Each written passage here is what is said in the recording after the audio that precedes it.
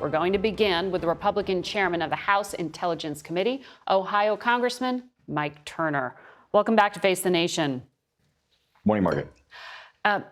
Chair Turner, last week, as you know, there were federal immigration arrests of these 8 individuals with suspected ties to ISIS. They were rounded up in Philadelphia, Los Angeles, and New York. They traveled from Central Asia, Tajikistan, across the southern border into the U.S. Do you have any indication that there is an active terror plot?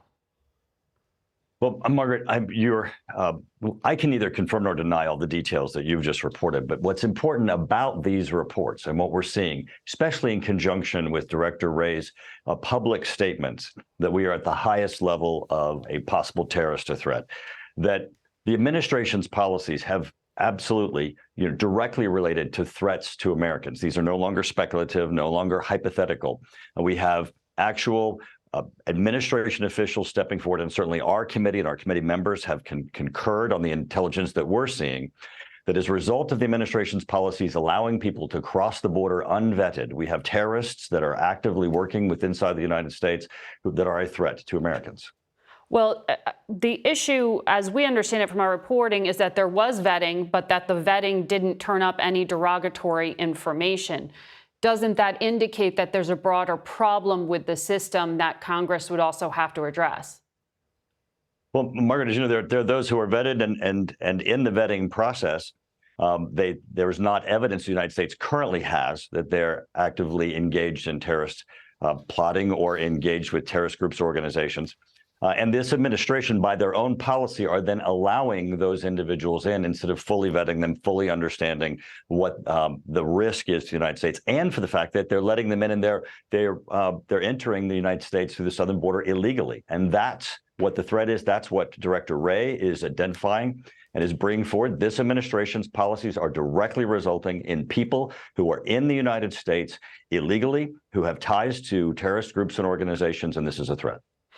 The U.S. has already been in a heightened threat environment, but this past week, our CBS colleague and the former Deputy CIA Director Mike Morrell wrote a piece in Foreign Affairs warning that the United States faces a serious threat of a terrorist attack in the months ahead. He called on congressional intelligence committees, like the one you chair, to have public hearings with the Director of National Intelligence, the CIA, the FBI, and the National Counterterrorism Center.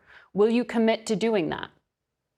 Well, we have. In fact, the testimony that you just public played unclassified of Director information Wray, from those individuals. The testimony that you just played of Director Wray was a result of the intelligence committees, including mine. Director Wray was testifying before my committee and said exactly the same thing publicly of the threat. What we have done and continue to do, and what this administration needs to be held to, is that they need to declassify the information of the terrorist threats that they're seeing so that there can be a public discourse concerning what the administration's risks and threats are. This was knowable and expected as a result of the Biden administration's policy of an open southern border, and we are seeing it absolutely across the country. My committee has been open, my members have been open, and publicly discussing this threat and pointing the finger directly at the administration's policies. Well, as you know, the administration points back at Congress saying they asked for more authorities and Congress refused to act. But I want to ask you about the Intelligence Committee. You've tried to keep it nonpartisan, as you've said on this program. Speaker Johnson, though, recently decided, as you know, to add 2 congressmen, Scott Perry and Dr. Ronnie Jackson, to your committee, reportedly at the behest of Donald Trump. One of your members, Congresswoman Chrissy Houlihan, referred to Perry as a threat to intelligence oversight. Quote, he will be on the very committee that oversees the FBI while he is directly under investigation by this very agency. Do you think that is a disqualifying conflict of interest? Well, being concerned, obviously, about that issue and being the chairman, I contacted the IC to see whether or not there was an issue that, in due diligence from our committee that we needed to resolve or address. They indicated that there was not an ongoing or continuing issue or even a current issue that we needed to address. The FBI the issue, told you that. I think, here that's most important, the IC told us that. I think what's very important here is that the speaker makes this appointment and then what he's done since. The speaker has absolutely committed himself to these 2 individuals following the rules, not only the laws. Both of them have military experience. Both of them have had access to classified information before, and there's been no reports of any incidences of their mishandling of classified information. The Speaker has met with our committee, Republican members. He has spoken directly to Jim Himes. We've had a meeting with Mr. Perry, myself, and the Speaker, where all of these assurances have been made. But the Speaker has said this, that he is going to continue to monitor the situation. If there's any indication of anything improper happening, that he will intervene. And I believe the Speaker will assert leadership here. And withdraw that nomination potentially. Well, Scott Perry has come out and took aim at you, as you know, because he said if he gets on this committee, he'll conduct actual oversight, not blind obedience to some facets of our intelligence community. And he claimed they're spying on the American people.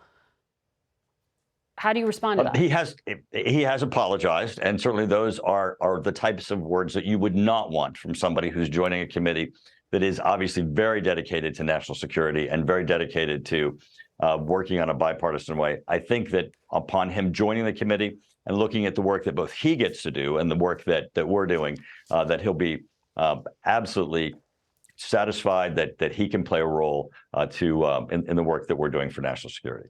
So I understand you said you received assurances about their ability to handle classified information that they'll have access to. But as you know, Dr. Ronnie Jackson was demoted by the Navy because a Pentagon Inspector General report found that he had been taking sedatives while providing medical care to 2 U.S. presidents. That kind of compromising behavior would be disqualifying for most people when it comes to receiving a security clearance or having any access to the nation's secrets.